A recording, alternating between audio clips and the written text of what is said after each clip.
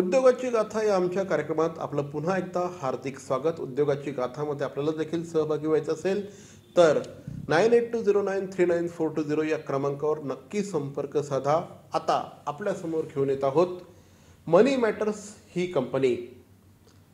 आर्थिक साक्षरता वाढावी त्या माध्यमातून इक्विटीच्या क्षेत्रामध्ये सर्वसामान्य माणसांनी गुंतवणूक करावी या दृष्टिकोनातून सुमारे 18 वर्षांपूर्वी मनी मॅटर्स या कंपनीची स्थापना श्री अमोल परांजपे आणि गौतम कर्णिक या दोन तरुणांनी केली। आज मनी मॅटर्सचा विस्तार केवळ ठाणे शहरातच नव्हे तर मुंबई परिसरामध्ये देखील झालेला आहे। 25 लाख लोकांपर्यंत पोहोचून त्यांना आर्थिक साक्षर करण्याच्या दृष्टिकोनातून ही कंपनी प्रयत्न करत असल्याचं अमोल परांजपे सांगतात। अमोलजी आणि गौतमजी दोघंही आता आपल्याबरोबर आहेत। अमोलजी, सर्वप्रथम आपलं स्वागत। काय सांगाल, तुमच्या दोघांचंही फॅमिली बॅकग्राऊंड मला माहिती आहे। तुमच्या दोघांनीही आर्थिक अशा प्रकारचं बॅकग्राऊंड आपलं नव्हतं, मात्र तरीही आपण या क्षेत्रामध्ये आर्थिक क्षेत्रामध्ये आलात आणि आपली कंपनी मोठी केली। काय सांगाल, काय बॅकग्राऊंड होतो एकंदरीतच? बेसिकली मनी मॅटर्सची स्थापना जवळजवळ 17-18 वर्षापूर्वी झाली। माझे आणि गौतमचे फॅमिली बॅकग्राऊंड्स बरेच वेगवेगळे आहेत। गौतमचे वडील आर्किटेक्ट आहेत, त्याची आई डॉक्टर आहे। तसंच माझे वडील प्रकाश परांजपे बरेच वर्ष खासदार होते। बहुतेक तुम्ही असं म्हणू शकाल की हा वारसा आम्हाला लोकसेवेचा आमच्या DNA मध्ये आला असेल आणि लोकांना त्यांचे फायनान्शियल गोल्स अचीव करण्यामध्ये मदत करणं आमच्या सल्ल्यातून, आमच्या मार्गदर्शनातून हाच मूळ उद्देश आहे मनी मॅटर्सचा। आज मनी मॅटर्सचं हेच मेन इन्स्पिरेशन आहे। ओके, म्हणजे सर्वसामान्य माणसाची आर्थिक ध्येयपूर्ती करण्याच्या दृष्टिकोनातून, त्याचे आर्थिक स्वप्न पूर्ण करण्याच्या दृष्टिकोनातून आपण प्रयत्न करत आहात। मनी मॅटर्सचा हाच उद्देश आहे का? काय सांगाल? माझ्या मते इकडनं इंडियन स्टॉक मार्केट्स हे वरतीच जाणार आहेत। आत्ता आपण जे बघतोय तो इंडियन स्टॉक मार्केटचा खरा प्रवास सुरू झालाय। जर तुम्ही हे दुसऱ्या प्रकारे बघितलं तर निफ्टीला किंवा सेन्सेक्सला डॉलर टर्म्समध्ये पण बघण्याची फार गरज आहे। आज जर डॉलर टर्म्समध्ये आपण आपलं GDP बघतो किंवा मार्केट कॅपिटलायझेशन बघतो तर निफ्टीचा ग्राफ सुद्धा डॉलर टर्म्समध्ये बघायला पाहिजे। आज इंडिया ग्लोबली 6व्या पोझिशनवर पोहोचले in terms of market capitalisation. आपलं मार्केट कॅपिटलायझेशन आज $3.4 ट्रिलियन आहे। तर निफ्टीचा ग्राफ जर तुम्ही डॉलर टर्म्समध्ये बघितलात तर गेल्या 12 ते 13 वर्षामध्ये निफ्टीची ग्रोथ ही फार कमी झाली। गेल्या काही वर्षांमध्ये क्रिप्टो करन्सी या विषयावर देखील आता मोठ्या प्रमाणात चर्चा होऊ लागलेली आहे। आता आपल्याला गौतम कर्णिक देखील आहेत। गौतमजी, माझा तुम्हाला प्रश्न आहे की क्रिप्टो करन्सी म्हणजे नेमकं काय? क्रिप्टो करन्सीचं भवितव्य काय असणार आहे? सर्वसामान्य माणसांनी क्रिप्टो करन्सीमध्ये गुंतवणूक करावी की नाही, काय सांगाल? कॉलेजेसमध्ये ना जेव्हा आम्ही लेक्चर्स घेतो तेव्हा बऱ्याच स्टुडंट्सचा हाच प्रश्न असतो। माझ्या माहितीतले 70% लोक ह्यांनी क्रिप्टो करन्सीमध्ये इन्व्हेस्ट केलं। ह्याचं कारण होतं फोमो, म्हणजे फिअर ऑफ मिसिंग आउट। आता ते नसलं पाहिजे। तुम्हाला जर रिस्क घ्यायची तयारी आहे आणि वाचन करण्याची सुद्धा तयारी असेल तर तुम्ही या ना क्रिप्टो करन्सी या इंडस्ट्रीमध्ये। क्रिप्टो करन्सीवर आपल्या रेग्युलेटरी बॉडीचा खूप जवळून लक्ष आहे। बरेच रिसर्च पेपर्स आणि डिस्कशन चालू आहेत। क्रिप्टो करन्सी इन्व्हेस्टमेंटबद्दल बरेचसे एक्सपर्ट्सचं व्ह्यू इतका वेगळा आहे की त्याच्याबद्दल ठाम काही आत्ता बोलणं जरा डिफिकल्ट आहे।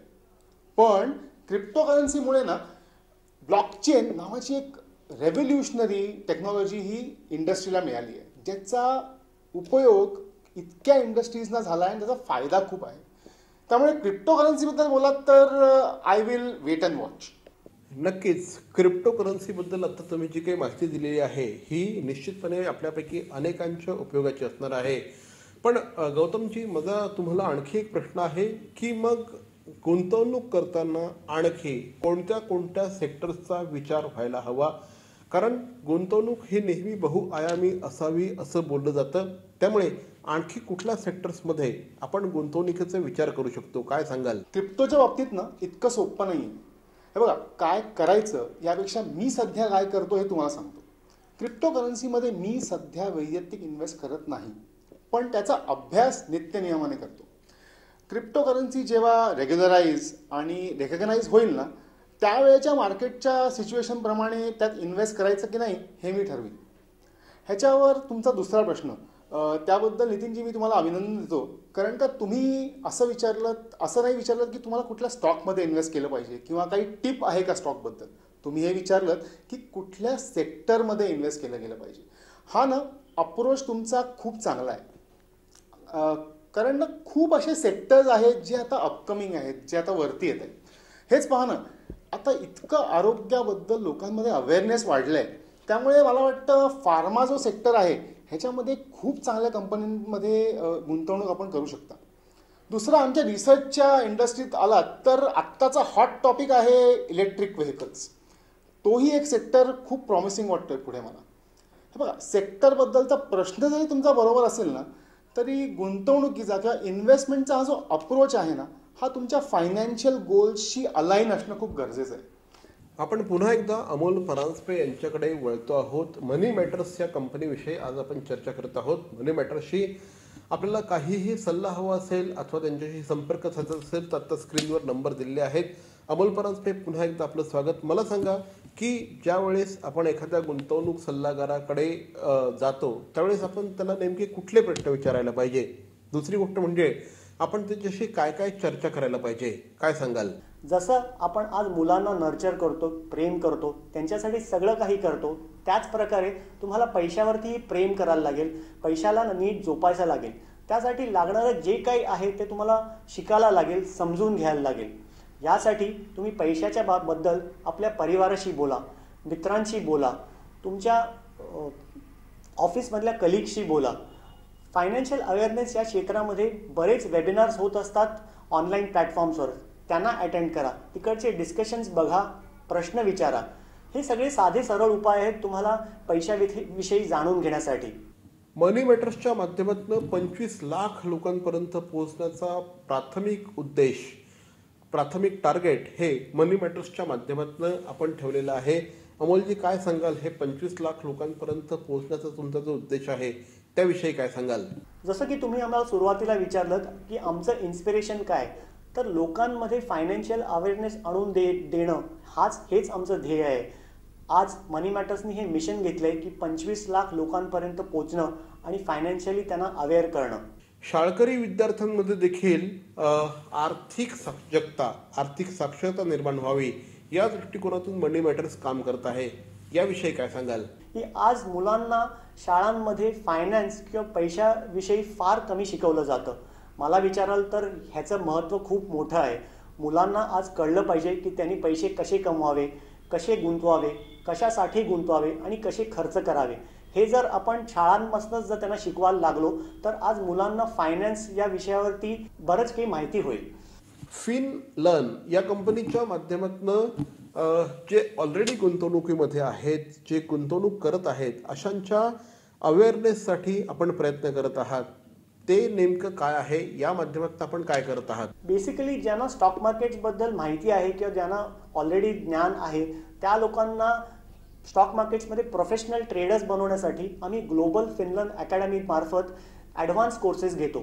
स्टॉक मार्केटच्या टेक्निकल ॲनालिसिस, फंडामेंटल ॲनालिसिस या बाबतीमध्ये आम्ही त्यांना शिकवतो आणि 6 महिन्यामध्ये ते प्रोफेशनल ट्रेडर्स कसे बनू शकतात यासाठी आम्ही प्रयत्न करतो. माझा शेवटचा प्रश्न, साधारणपणे 15 ते 20 वर्षांमध्ये डाऊन द लाईन 15 ते 20 वर्षांमध्ये तुम्ही दोघंही मनी मॅटर्सला कुठे बघत आहात? कुठे असेल साधारणपणे 15 ते 20 वर्षांमध्ये मनी मॅटर्स, काय सांगाल?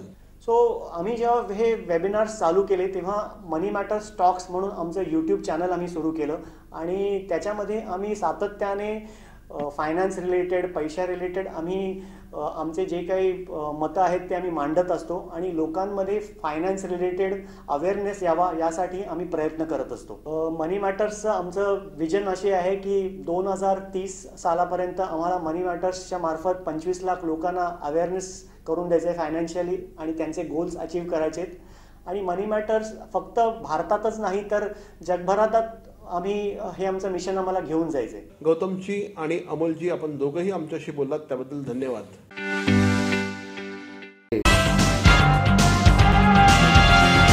डॉक्टर लोलगे यांचे पाईल्ससाठीचे कलासिद्धी हॉस्पिटल, 5 पाखडी, ठाणे. नो ॲडमिशन, रक्तस्राव नाही, पुनरुद्भव नाही. Call 9869236935.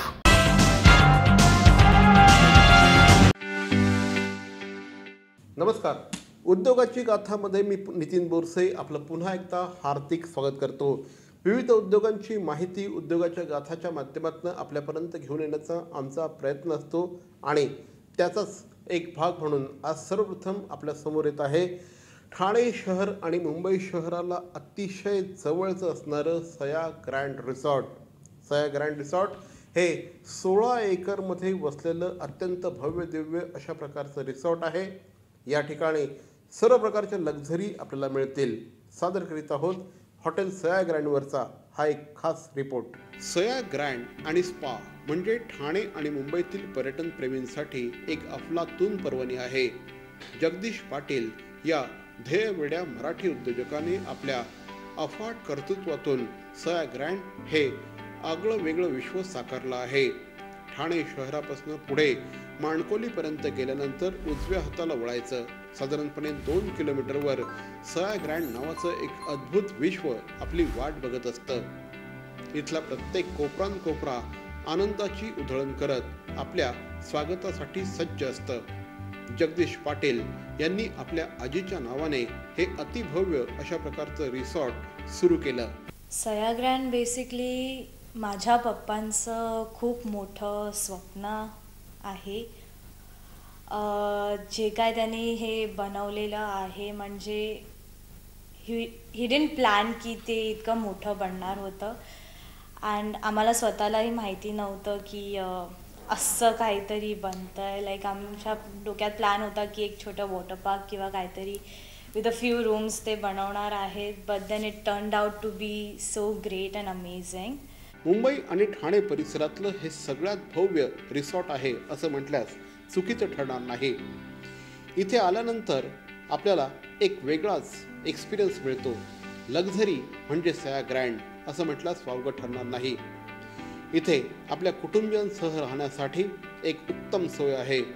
Executive rooms, club rooms, honeymoon rooms, arena private villas, executive suites, family suites, नवदाम्पत्यांसाठी हनीमून सूट्स आणि एक अतिशय भव्य अशा प्रकारचा प्रेसिडेन्शियल सूट इथे आहे. जे तुम्ही लोणावळा खंडाळासाठी एवढं ट्रॅव्हल करून जाता इतकं ट्रॅफिकमध्ये वगैरे, त्यापेक्षा मुंबईपासून ठाण्यात खूपच जवळ आहे ही प्रॉपर्टी. आणि इथे आत आल्यावर म्हणजे तुम्ही जे काय तुम्ही टेन्शन फ्री होऊन जाता. कारण की इतकं नॅचरल ब्युटी म्हणजे जे नेचर आम्ही खूप एलिमेंट्स घेऊन हे एक वेगळा कॉन्सेप्ट तयार केला आहे. आजूबाजूला खूप शांतता आहे. आयसोलेटेड एरिया आहे ही. आपल्याला जर इंडोर गेम्सची आवड असेल तर त्यासाठी इंडोर गेम्स ॲरेना या ठिकाणी आहे.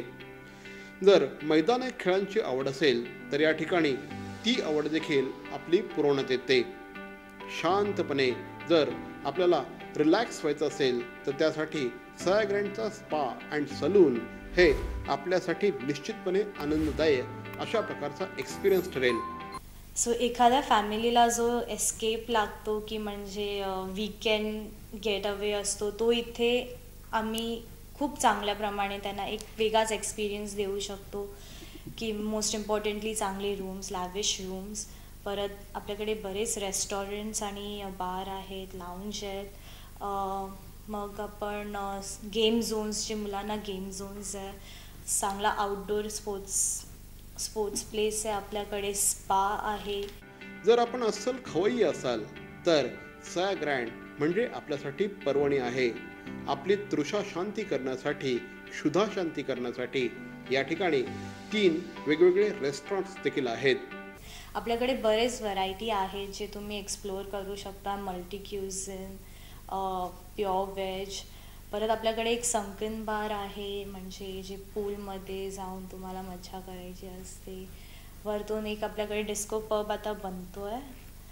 अँड देन एक रूफटॉप रेस्टॉरंट पण येतो आहे. आपल्याकडे बरेच बँक्वेट्स आहेत, लॉन्स आहेत. गेल्या काही वर्षांमध्ये डेस्टिनेशन वेडिंगसाठी देखील सया ग्रँड हा एक अत्यंत महत्त्वपूर्ण अशा प्रकारचा व्हेन्यू ठरला आहे. या ठिकाणी 2 AC इंडोर बँक्वेट्स आहेत. तसंच 3 ओपन रिसेप्शन लॉन्स देखील या ठिकाणी उपलब्ध आहेत. जे डेस्टिनेशन वेडिंग्स असतात त्यांचे 2-3 इव्हेंट्स असतात. हल्दी, संगीत, पूल पार्टी, कॉकटेल पार्टी.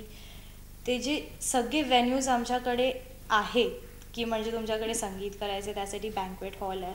पूल पार्टीसाठी आमच्याकडे 2 मोठे पूल्स आहेत. कॉकटेल पार्टीसाठी आमच्याकडे एक नवीन आता डिस्को पब बनतोय की तिथे तुम्ही तुमची कॉकटेल पार्टी करू शकता. वेडिंग मंडप पण आमच्याकडे एक वेगळा कॉन्सेप्ट आहे. आपल्या कुटुंबियांसह जर आपल्याला सुट्टी एन्जॉय करायची असेल तर सया ग्रँडला पर्यायच नाही आणि डेस्टिनेशन वेडिंगसाठी मुंबईतलं एक अतिशय आवडीचं ठिकाण आता सया ग्रँड बनलं आहे. तर हे होतं सया ग्रँड रिसॉर्ट अँड स्पा. आपल्याला देखील आमच्या उद्योगाची गाथा या कार्यक्रमाच्या माध्यमातून आपला उद्योग महाराष्ट्रभर लोकांना माहिती करून द्यायचा असेल तर या क्रमांकावर संपर्क साधा 9820939420. पुन्हा एकदा नंबर सांगतोय 982009 या क्रमांकावर संपर्क साधा. आपण देखील आपला उद्योग संपूर्ण महाराष्ट्रभर पसरवू शकता. पुन्हा भेटू एका छोट्याशा ब्रेक नंतर.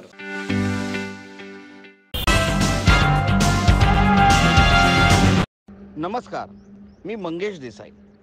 ठाणे महानगरपालिकेच्या वतीने मी तुम्हाला आवाहन करतो, कोरोनापासून स्वतःचा बचाव कसा करावा.